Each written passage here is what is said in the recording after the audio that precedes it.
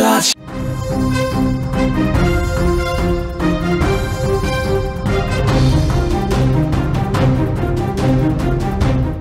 Gaza ప్రణాళికపై పాకిస్తాన్లో నిరసనల పర్వం కొనసాగుతోంది.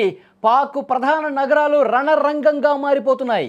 డొనాల్డ్ ట్రంప్ ప్లాన్కి పాక్ మద్దతు ఉంది అంటూ అక్కడ ఆగ్రహం వ్యక్తమవుతోంది. టీఎల్పీ పోలీసుల మధ్య భీకరమైనటువంటి ఘర్షణలు జరుగుతున్నాయి. ఇప్పటి వరకు ఈ హింసలో 12 మంది చనిపోయారు. లాహోర్, కరాచీలో ఇంటర్నెట్ సేవలు కూడా నిలిపివేసినటువంటి పరిస్థితి ఉంది. ప్రధాన నగరాల్లో అదనపు బలగాలు దిగుతున్నాయి.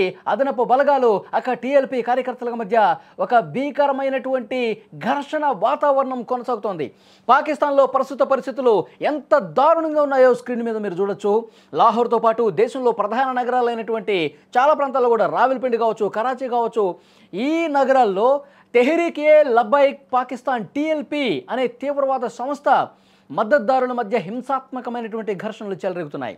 ఈ ఘర్షణలు తీవ్ర రూపం దాల్చడంతో ఇప్పటి వరకు 12 మంది నిరసనకారులు మృతి చెందారని తెలుస్తోంది.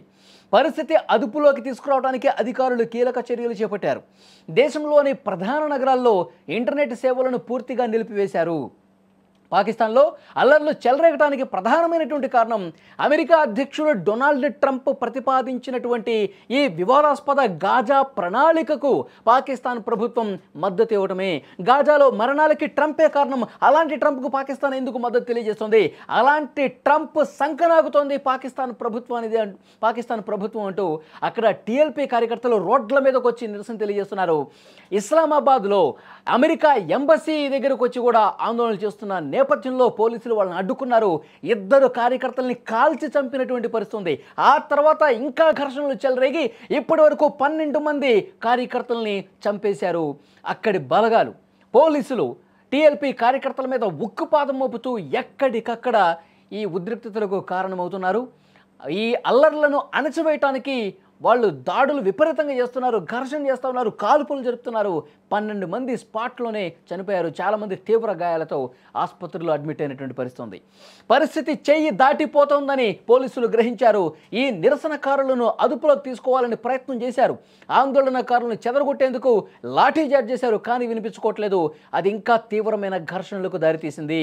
అక్కడ అల్లర్లు చేసేవాళ్ళు రోడ్ల మీదకి వచ్చి అక్కడ కనిపించిన వాహనాన్ని తగలబెట్టేస్తూ ఉన్నారు. పాకిస్తాన్ ప్రభుత్వానికి వ్యతిరేకంగా పెద్ద ఎత్తున ఒక హింసకు ప్రేరేపించినటువంటి పరిస్థితి కనిపించింది. దీన్ని నిలువరించడానికి, మరింత పెరగకుండా ఉండేందుకు దేశవ్యాప్తంగా అదనపు బలగాలను కూడా మోహరించారు. శాంతి భద్రతలను పునరుద్ధరించేందుకు పాకిస్తాన్ ప్రభుత్వం కఠిన చర్యలు తీసుకుంటోంది. ఘర్షణలు చెలరేగిన ప్రాంతాల్లో కర్ఫ్యూ వాతావరణం నెలకొంది. నిరసనకారులు మళ్ళీ గుమికూడకుండా ఉండేందుకు, ప్రచారం జరగకుండా ఉండేందుకు, దీన్ని నిలువరించడం కోసం కీలకమైన నగరాలు ఇస్లామాబాద్, కరాచీ, రావల్పిండి, ఇలాంటి లాహోర్ ఇలాంటి ప్రధానమైన నగరాల్లో రవాణా వ్యవస్థను నిలిపేశారు, ఇంటర్నెట్ సేవలు నిలిపేశారు. నిరసనల పేరుతో హింసకు పాల్పడిన వారిని ఉపేక్షించేది లేదు అంటూ పెద్ద ఎత్తున అక్కడ చర్యలు తీసుకుంటా ఉన్నారు. ఈ అల్లర్ల వెనుక ఉన్న ముఖ్య సూత్రధారులను కనిపెడతామని చెప్పి పాకిస్తాన్ ప్రభుత్వం చెప్తుంది. కానీ చాలా తీవ్రమైనటువంటి ఘర్షణపూరితమైన వాతావరణం కనిపిస్తోంది. విజువల్స్లో మీరు చాలా స్పష్టంగా చూడొచ్చు. పెద్ద ఎత్తున అక్కడ రోడ్ల మీదకి వచ్చి ఆందోళన చేస్తున్న పరిస్థితి కనిపిస్తోంది. రోడ్ల మీద హింస కనిపిస్తోంది.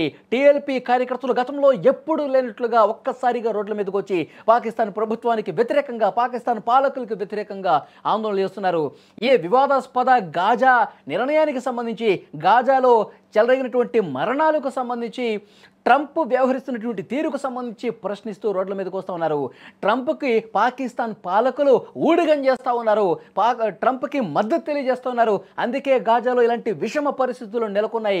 దీనికి కారణం పాకిస్తాన్ పాలకులు, పాకిస్తాన్ ప్రభుత్వం అంటూ పాకిస్తాన్కి వ్యతిరేకంగా, ట్రంప్కి వ్యతిరేకంగా ఈ విధంగా ఆందోళనలు ఇప్పుడు పూర్తిగా హింసను రాజేసినటువంటి పరిస్థితి ఉంది. 12 మంది చనిపోయారు, ఇంకా రోడ్ల మీద ఉన్నారు. ఎక్కడికక్కడ పోలీసులు, భద్రతా బలగాలు అడ్డుకుంటున్నప్పటికీ కూడా అక్కడ హింస కనిపిస్తోంది. ఘర్షణ ఇంకా అంతకంతకు పెరుగుతున్నటువంటి పరిస్థితి. పాకిస్తాన్లో చాలా నగరాల్లో, నేను ఇంతకుముందు చెప్పినట్టు లాహోర్లో కావచ్చు, ఇస్లామాబాద్ కావచ్చు, కరాచీ కావచ్చు, రావల్పిండి కావచ్చు, ఈ ప్రధాన నగరాలన్నీ కూడా మంటల్లో చిక్కుకున్నటువంటి పరిస్థితి. ఎక్కడ చూసినా తగలబెట్టడాలే కనిపిస్తూ ఉన్నాయి. దాన్ని అడ్డుకోవటం కోసం ఇష్టం వచ్చినట్టుగా కాల్పులకు కూడా అక్కడి బలగాలు తెగబడుతున్నటువంటి పరిస్థితి. ఇప్పటి వరకు 12 మంది చనిపోయారు. ఇంకా పదుల సంఖ్యలో ఆసుపత్రుల్లో విషమ పరిస్థితుల్లో ఉన్నారు కార్యకర్తలు అక్కడ.